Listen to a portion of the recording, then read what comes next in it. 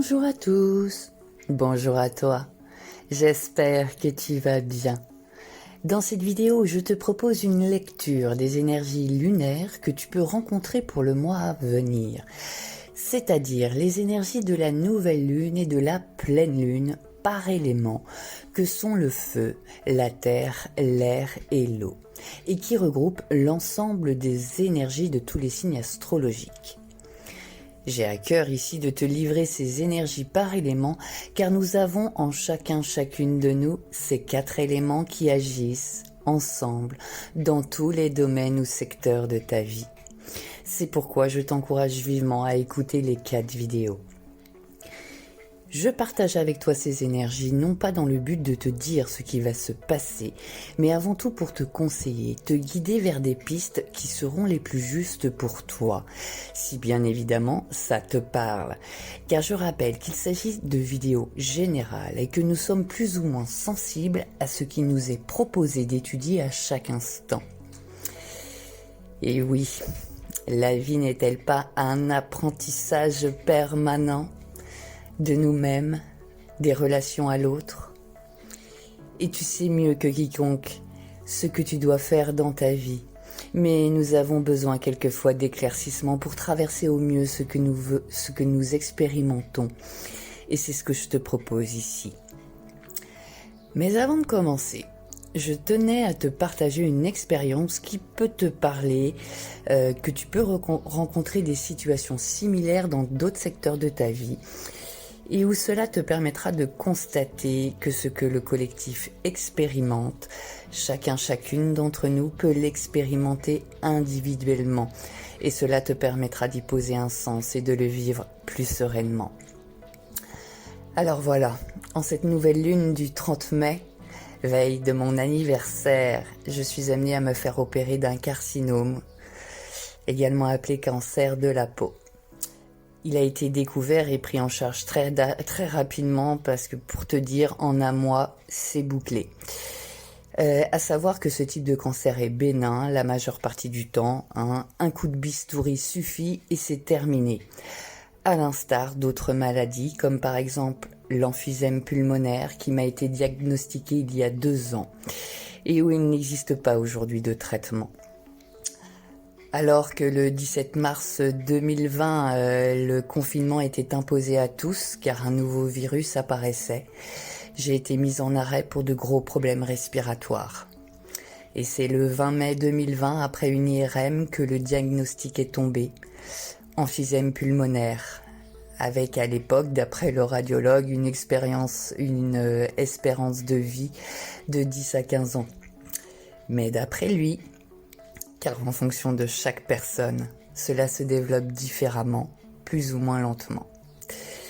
J'ai été surprise à ce moment-là justement de constater que mes soucis pulmonaires, la population mondiale y était confrontée également, que cela se passait au même moment. Et avec le carcinome, ce que je constate et qui fait résonance aujourd'hui dans le collectif est la variole du singe, nouvelle évoquée quelques jours après le diagnostic, et qui aussi fait référence à la peau. Troublant, n'est-ce pas? Intéressant?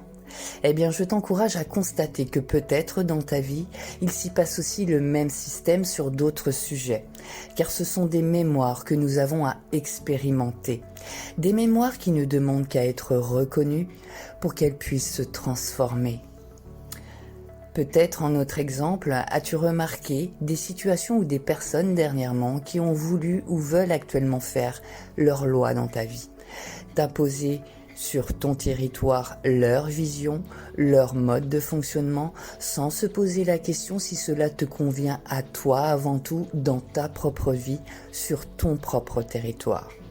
Ou bien, sachant mieux que toi si cela te convient dans ta propre vie. C'est aussi pour cela que je te rappelle que tu sais mieux que quiconque ce qui est bon pour toi et que c'est à toi de te faire ta propre interprétation avec ce que je te lis. Aussi, pour terminer, j'en profite pour rappeler que les cancers de la peau commencent dès l'enfance avec les premiers coups de soleil. Alors protège-toi, protège ta peau et mets de l'écran total, car personne n'est à l'abri de se voir poser ce diagnostic, car il est le cancer le plus fréquent. Personne. Si ce n'est déjà fait, abonne-toi en cliquant sur la cloche pour être alerté de la parution des vidéos en temps réel. Et like, partage, d'une, parce que ça me fait plaisir de voir que cela t'a plu, mais aussi pour que les vidéos puissent tourner sur YouTube, car je rappelle que derrière, ce sont des algorithmes qui se trouvent derrière tout ça. Et si tu souhaites une guidance personnelle, tu retrouveras mes coordonnées à la fin de la vidéo et tu peux me retrouver tous les jours sur Facebook ou Instagram avec des messages quotidiens. Et découvrons à présent les énergies lunaires pour l'élément eau en chacune de nous. Un nouveau départ, une nouvelle expérience, un voyage commence. Il est l'heure de mettre l'accent sur ta santé et ton bien-être, d'avancer vers de nouveaux horizons. Et il y a quelque chose d'incroyablement poétique et même de romantique à propos de ce petit morceau d'argent qu'est la nouvelle lune. Après le cycle décroissant et la profondeur de la lune noire, apparaît dans le ciel un fin croissant scintillant somptueusement. Comme une égratignure sur le tableau d'encre de l'univers, elle est la preuve que même après la nuit la plus sombre, la lumière renaît toujours. Le croissant de la nouvelle lune est un ancien symbole qui remonte à la préhistoire. Dessins rupestres avec des lunes en croissance, sculptures de déesses au diadème en croissant de lune, les déesses Aphrodite, Hécate, Artémis, Vénus, etc. De nombreuses divinités étaient souvent symbolisées par une nouvelle lune. Bien avant encore, les peintures des grottes néolithiques représentaient souvent les symboles de la lune et du soleil, et plus spécialement encore la nouvelle lune. Et dans ce cycle lunaire, t'est offert la chance d'une renaissance, d'un nouveau départ. Ce que tu as identifié comme inutile a été libéré dans le vide de la lune noire, et une nouvelle chance s'offre désormais à toi. Ici, tu renouvelles ta vie, te libérant du passé, et tu retrouves le courage de tenter ta chance. Que tu souhaites un nouveau départ dans une relation, un nouvel amour, l'amélioration d'un état de santé, le début d'un nouveau projet ou la réussite d'une nouvelle entreprise, l'énergie bénéfique de cette lune prometteuse te soutiendra. Nombreuses sont les créatrices, créateurs qui choisissent de débuter une nouvelle œuvre sous ces auspices. Même si commencer signifie simplement de taper les premières lignes d'un livre ou d'un projet, de monter les premières mailles d'un ouvrage au crochet, de débuter les premiers coups de pinceau d'une peinture ou les premières notes d'une musique, ou simplement esquisser un plan. Et pour les nouveaux départs, les plus puissantes des nouvelles lunes sont celles du printemps. Et parfois, nous pensons que nous ne sommes pas assez. Parfois, c'est plus qu'une pensée, c'est la petite voix dans notre tête, la voix des autres ou de notre culture. Pas assez intelligent, pas assez beau, pas assez fort, pas assez talentueux, ambitieux, expérimenté, pas assez séduisant, pas assez mince, pas assez chic, pas assez féminin, pas assez masculin, bref. Tous ces messages de n'être pas assez contribuent gravement à notre amour-propre. Mais il y a aussi tous ces trop. Trop grand, trop petit, trop gros, trop mince, trop ridé, trop boutonneux, trop vieux, trop jeune, trop calme, trop bavard, trop voyant, etc. Et certains se demandent encore pourquoi tant d'entre nous se sentent si dégoûtés, si insatisfaits d'eux-mêmes. Arrêtons tout et respirons. Sois présente à toi-même et écoute toutes ces horreurs fausses que ton esprit peut te servir. Embrasse-les comme tu enlacerais un chaton ou un chiot qui pleure. Apaise les raisons pour lesquelles c'est pas assez ou c'est trop sont apparues. Et souviens-toi que tu fais toujours de ton mieux, que tu es assez et que tu peux te consoler et passer à autre chose. Concentre-toi sur toi et choisis où et comment tu souhaites changer pour ton avantage personnel. Tout part de toi, se déployant petit à petit en spirale. Et sois curieux de ta propre nature.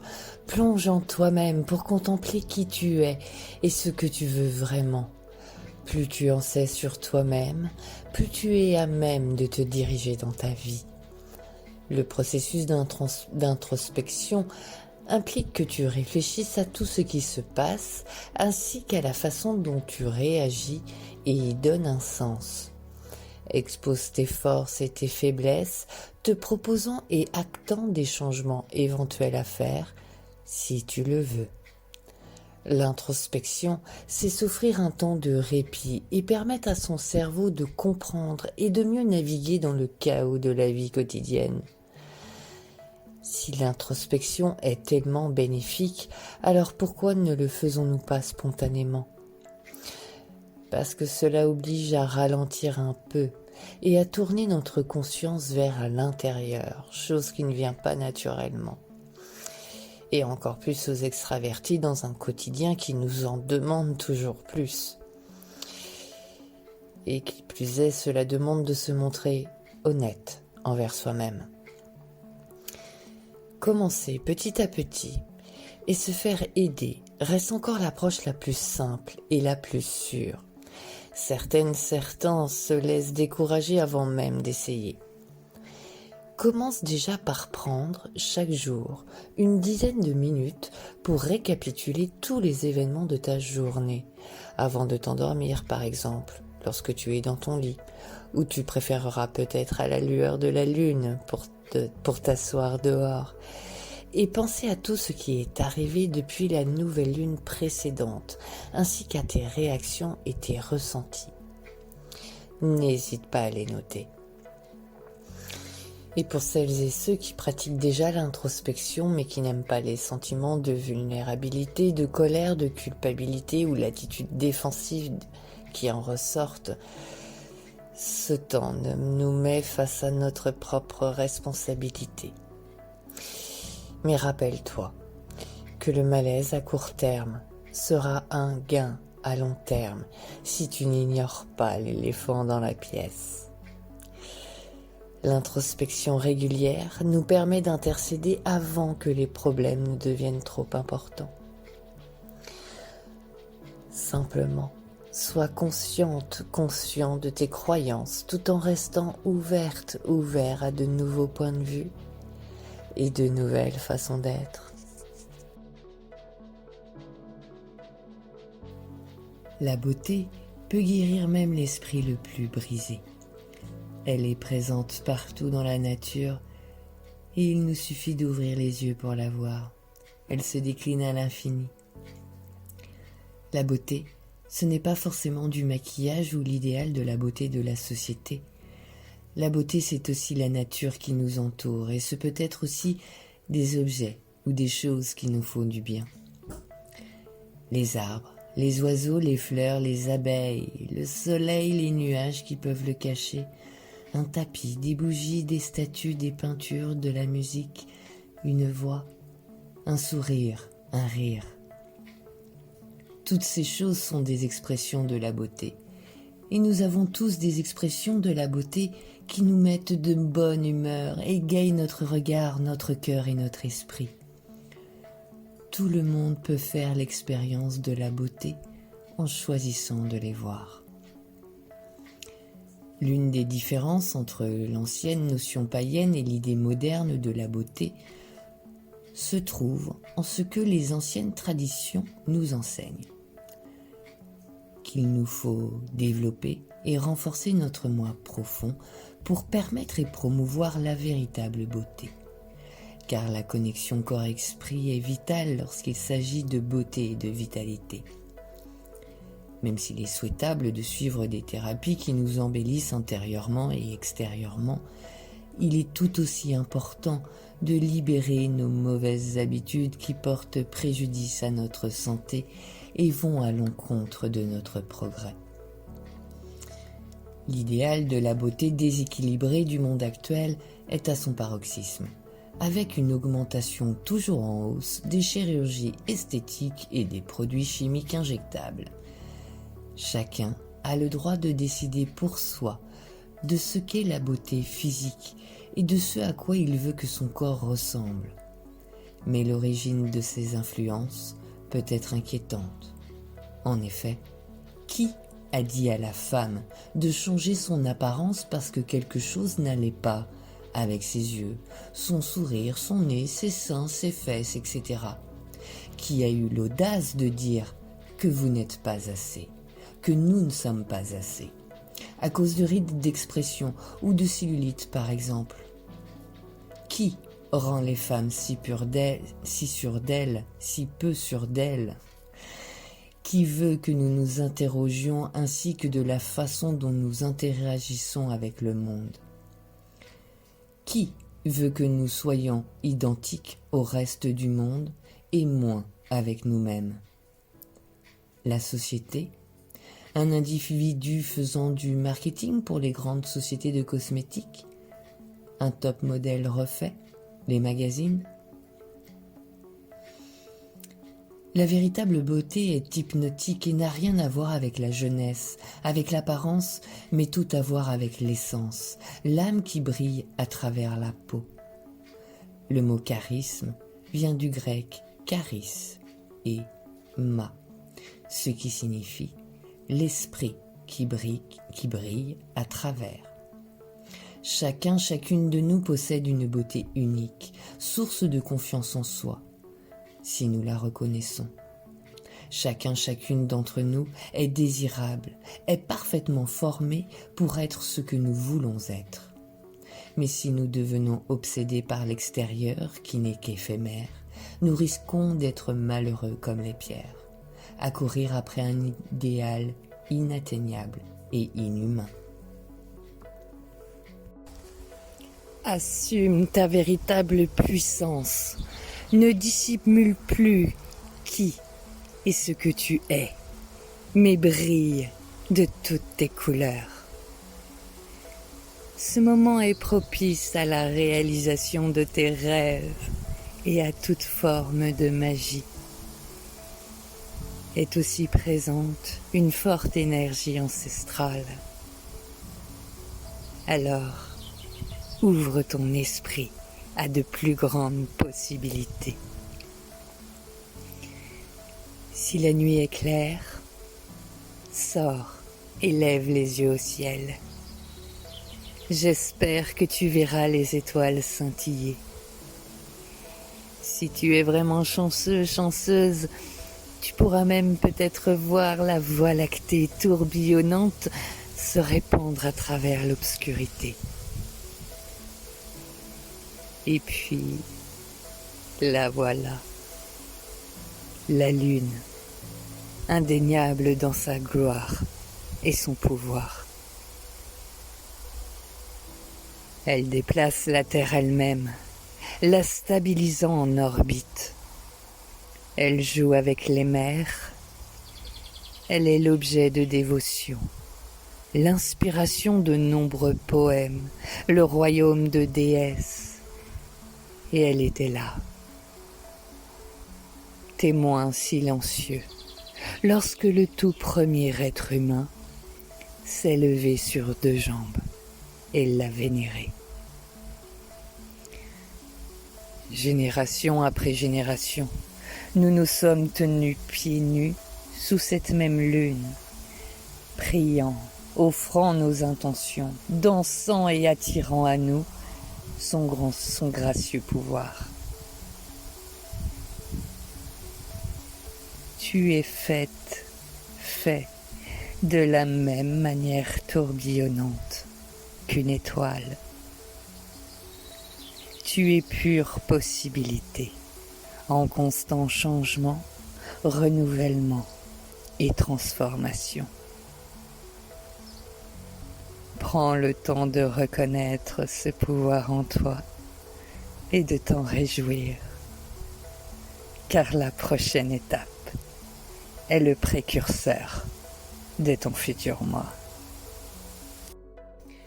Et pour cette pleine lune, soyons où nous sommes et soyons reconnaissants, peu importe notre souffrance, car il y a au moins une chose pour laquelle nous sommes reconnaissants et qui nous aidera à élever nos vibrations, car même le plus sombre et le plus douloureux est source de sagesse, d'apprentissage. Et les énergies nous inviteront à lâcher prise et à nous remettre à la vie avec confiance. Et pour lâcher ce dont nous n'avons plus besoin, nous devons déjà prendre conscience de ce que nous sommes, positif comme négatif. Cela nous permettra entre autres de nous détacher des histoires auxquelles nous avons commencé à croire comme « tout va mal » ou « décidément la vie en a après moi ». Profitons de ces énergies pour lister quelques-unes des choses pour lesquelles nous nous sentons reconnaissants, reconnaissantes, afin d'augmenter nos vibrations et pour aider nos résistances, nos vieux automatismes, à se libérer. La gratitude est un balancier, alors faisons pencher la balance en étant reconnaissants, reconnaissantes des libérations qui nous sont proposées, en ayant la foi que tout ira bien. En synthèse pour l'élément eau en chacune et chacun de nous, une nouvelle lune qui nous parle d'un commencement, d'un nouveau départ, peut-être d'une nouvelle relation envers soi-même, où la prise de conscience d'un amour de soi s'est faite, et où l'introspection pourra t'aider à être encore davantage aligné à tes valeurs, à toi-même, à ce que tu veux pouvoir dispenser autour de toi. Et une pleine lune qui te parlera de beauté à chacun de tes pas dans tout ce que tu verras, et où tu cultiveras cette gratitude pour toutes les belles choses, les belles opportunités qui te sont présentées et qui te permettront de faire jaillir toute ta puissance. Je te souhaite une très belle journée ou une très belle soirée. Tout dépendra à l'heure à laquelle tu regarderas cette vidéo. Je t'embrasse. Bisous bisous.